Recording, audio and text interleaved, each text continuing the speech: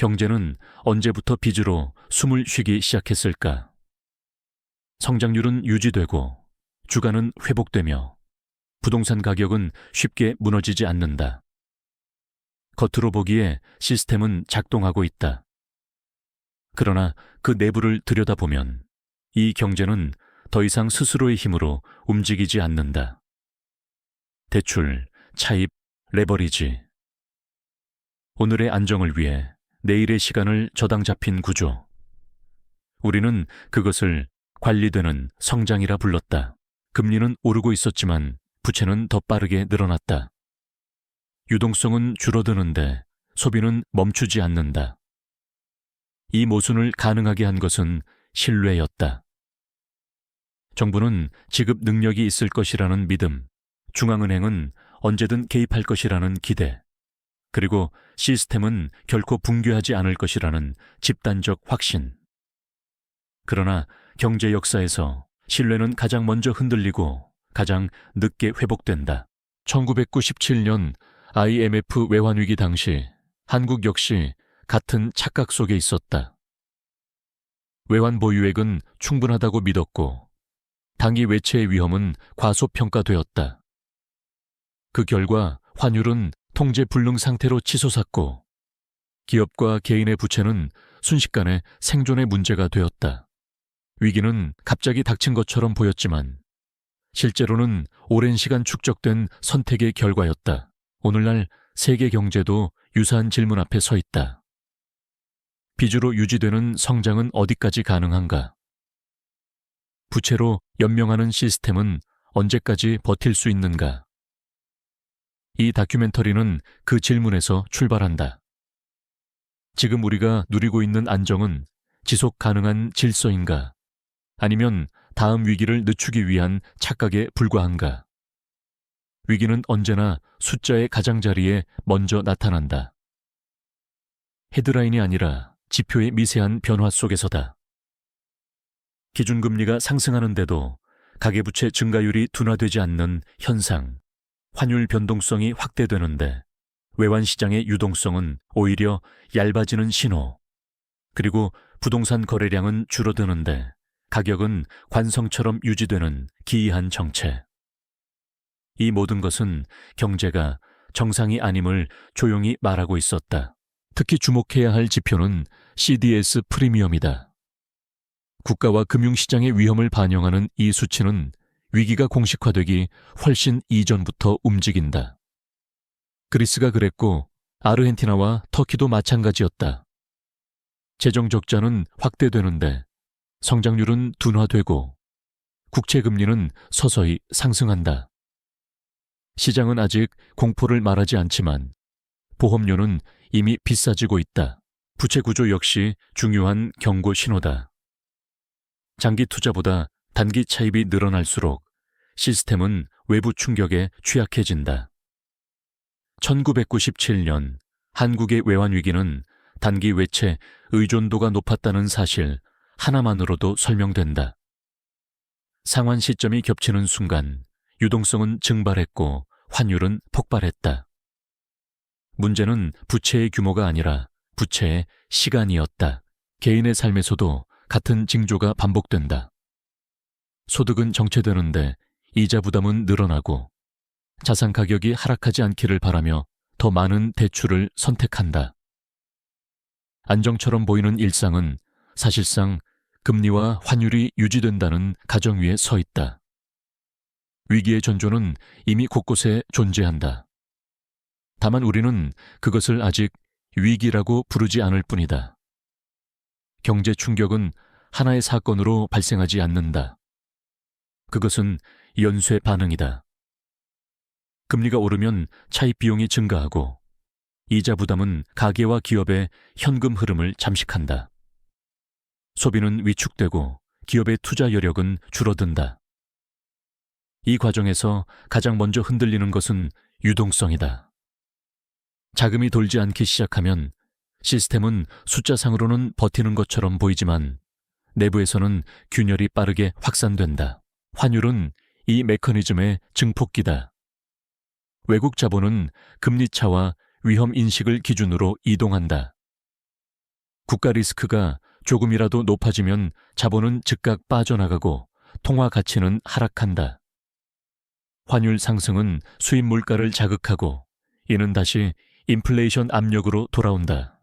중앙은행은 금리를 더 올릴 수밖에 없고 부채를 안고 있는 경제는 더 깊은 압박을 받는다. 악순환이다. 부동산 시장은 이 충격이 현실로 전이되는 통로다. 대출을 기반으로 형성된 자산 가격은 금리 변화에 가장 민감하다. 거래량이 먼저 줄고 이후 가격이 조정된다. 그러나 문제는 가격 하락 자체가 아니라 담보 가치의 감소다. 담보가 흔들리면 금융기관은 대출을 회수하려 하고 이는 신용경색으로 이어진다. 그 순간 부채는 자산이 아니라 위험이 된다. 이 과정에서 CDS와 같은 위험 지표는 이미 경고음을 울린다. 시장은 시스템의 지속 가능성을 의심하기 시작한다. 위기는 그렇게 신뢰의 붕괴로 완성된다. 숫자는 그 결과일 뿐이다. 경제 충격의 본질은 구조에 있고 그 구조는 오랜 시간 빚에 의존해 유지되어 왔다. 부채로 연명하는 경제의 결말은 이미 여러 나라에서 반복되어 왔다. 아르헨티나는 그 전형적인 사례다. 재정 적자를 메우기 위해 외채에 의존했고 단기적 안정을 위해 환율을 인위적으로 묶어두었다.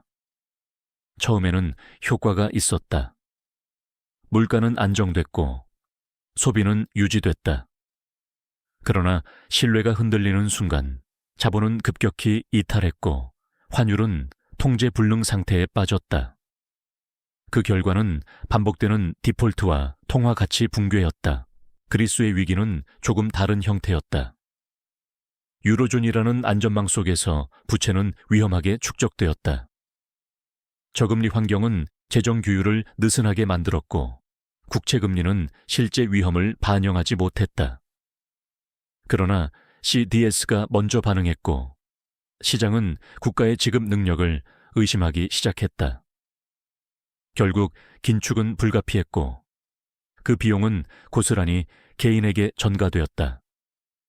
실업률 상승, 연금 삭감, 삶의 질 하락. 부채 위기는 숫자가 아니라 일상이 무너지는 과정이었다. 터키와 베네수엘라는 환율과 통화 신뢰의 붕괴가 어떤 결과를 낳는지 보여준다. 외화 부채 비중이 높은 상태에서 통화 가치가 급락하자 기업과 가계의 부담은 폭발적으로 증가했다. 중앙은행의 독립성이 훼손되자 인플레이션은 통제력을 잃었고 유동성은 사라졌다. 빚으로 유지되던 성장서사는 순식간에 생존의 문제로 바뀌었다. 이 국가들의 공통점은 명확하다. 위기는 갑자기 오지 않았다. 빚으로 시간을 벌었고 그 시간을 구조개혁에 쓰지 않았다는 점이다. 한국 경제는 이 사례들로부터 무엇을 배우고 있는가? 그 질문은 이제 피할 수 없다. 한국 경제는 지금 복합적인 압력의 교차점에 서 있다. 가계부채는 GDP 대비 이미 위험 수위를 넘었고 기업 부문 역시 저금리 시기에 축적한 차입 구조를 안고 있다. 금리가 정상화되는 과정에서 이 부담은 더 이상 숨겨지지 않는다. 환율 변동성은 수입 물가를 자극하고 실질 소득은 서서히 잠식된다. 겉으로는 고용이 유지되는 듯 보이지만 가계의 체감 경기는 이미 후퇴 국면에 들어섰다. 정부와 중앙은행의 선택지는 제한적이다. 금리를 내리면 환율과 물가가 흔들리고 금리를 유지하거나 올리면 부채의 압박이 커진다. 유동성 공급은 단기적 완충 장치가 될 수 있지만 구조적 문제를 해결하지는 못한다. 1997년 IMF 위기 이후 한국은 외환보 유액과 금융 규제를 강화했지만 부채 중심 성장이라는 본질적 구조는 크게 달라지지 않았다. 정책은 시간을 벌 수는 있어도 방향을 대신 결정해 주지는 않는다. 결국 위기의 비용은 개인에게 전가된다. 이자 부담 증가, 자산 가격 조정, 고용 불안. 이 환경에서 개인이 취할 수 있는 전략은 단순하다. 레버리지에 대한 집착을 낮추고 유동성을 확보하며 환율과 금리 변화에 민감한 자산 구조를 점검하는 것. 이는 투자의 문제가 아니라 생존의 문제다. 위기는 준비된 사람에게만 조정으로 다가온다. 이 다큐멘터리는 하나의 결론으로 끝난다. 빚으로 연명하는 경제는 결국 선택의 시간을 미룰 뿐이다. 지속 가능한 성장은 차입이 아니라 구조에서 나온다. 우리가 지금의 안정을 당연하게 여기는 순간, 다음 위기는 이미 시작되고 있다.